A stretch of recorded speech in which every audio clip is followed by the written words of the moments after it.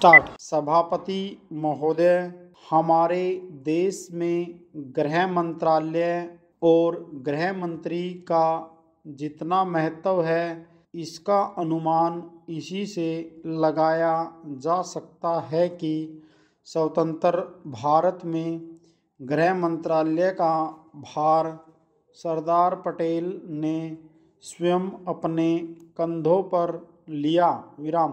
सरदार पटेल का साहस, उनका उत्साह और उनकी बुद्धि तीनों ही हमारे गृह मंत्रालय के लिए आदर्श का काम कर सकती हैं। परंतु दुर्भाग्य से सरदार के पश्चात इन तीनों बातों में कुछ कमी आती हुई दिखाई देती है। उदाहरण के लिए एक ही बात मैं कहना चाहता हूँ। 1962 में जब हमारे देश पर चीन का हमला हुआ तो 14 नवंबर 1962 को हम सब ने इसी सदन में खड़े होकर एक प्रस्ताव पास किया था जिसके शब्द थे, भारत की भूमि जब तक हम शत्रु से स्वतंत्र नहीं करा लेते तब तक हमारा यह संघर्ष बराबर जारी रहेगा, भले ही वह कितना ही लंबा क्यों न हो। लेकिन कुछ दिन बाद आगे चलकर हमने राष्ट्रीय एकता सप्ताह या दिवस मनाना शुरू किया तो हमने उस प्रतिज्ञा को कुछ दूसरे शब्दों में बदल दिया। उस प्रतिज्ञा के शब्द थे, मैं अपने देशवासियों के संकल्प को दोहराता हूँ कि मैं अपने देश की स्वतंत्रता तथा एकता की रक्षा करूँगा, चाहे इसके लिए कितना ही कड़ा और लंबा संघर्ष क्यों न करना पड़े। मैं राष्ट्रीय एकता तथा बल के लिए तन मन से काम करने की शपथ लेता हूँ। लेकिन इस बार राष्ट्रीय एकता सप्ताह के सिलसिले में एक छोटा सा प्रकाशन भारत सरकार की ओर से प्रकाशित हुआ है।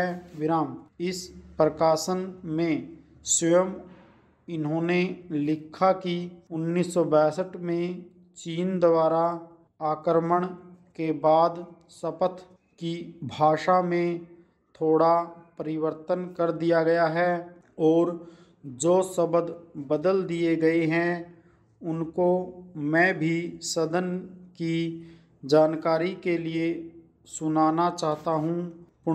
मैं प्रतिज्ञा करता हूँ कि मैं कभी हिंसा का प्रयोग नहीं करूँगा और मेरा विश्वास है कि धर्म, भाषा, प्रांत संबंधी तथा अन्य सभी राजनीतिक और आर्थिक विवादों का शांतिपूर्वक और संवैधानिक तरीकों द्वारा हल किया जाना चाहिए। पैराग्राफ। अब मैं आपके माध्यम से जानना चाहता हूँ कि 1962 में संसद ने जो निर्णय किया था, क्या भारत सरकार अपने उस निर्णय से हट रही है?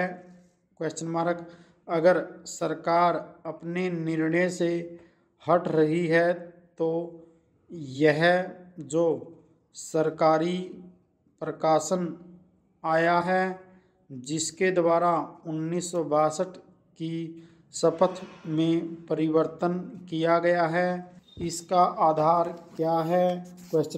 सभापति महोदय, हम यह समझें कि किसी तरह का चीन का दबाव इस सरकार पर पड़ रहा है जिसने सरकार के सोचने के ढंग में परिवर्तन कर दिया है। विराम। मैं गृह मंत्री से विशेष रूप से यह कहना चाहता हूँ कि सरदार पटेल जिस जगह पर बैठे थे, आज आप उसी जगह पर बैठे हुए हैं और राष्ट्र की आंतरिक सुरक्षा का भार आपके कंधों पर है। विराम। इस प्रकार के प्रकाशन सरकार की दुर्बलता के सूचक हैं। विराम। दूसरी बात, मैं सांप्रदायिक दंगों के संबंध में कहना चाहता हूँ। विराम। इन सांप्रदायिक दंगों से निश्चय ही हमारे देश की जो आंतरिक स्थिति है वह बिगड़ती जा रही है। पूर्णविराम। दुनिया के दूसरे देशों में हमारा देश बदनाम हो रहा है। विराम।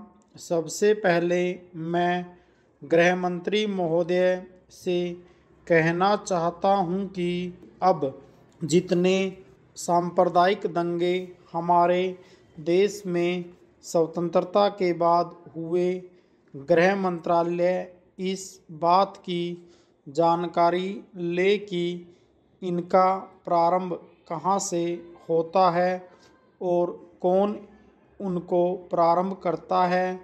विराम। अगर इस देश का बहुमत उनको प्रारंभ करता है, तब तो मेरा कहना यह है कि बड़ी कड़ाई के साथ उन पर काबू किया जाना चाहिए। विराम। लेकिन अगर दूसरे लोगों की तरफ से प्रारंभ होता है तो मैं समझता हूँ कि उनके अंदर इतनी हिम्मत नहीं है। विराम।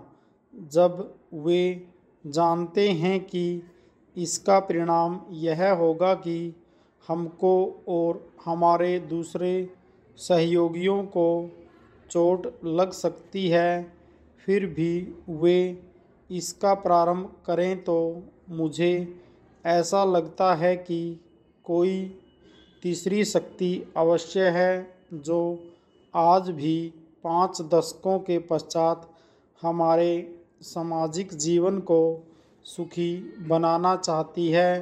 पूर्णविराम। पैराग्राफ। उदाहरण के लिए मैं एक ही बात कहना चाहता हूँ। विराम।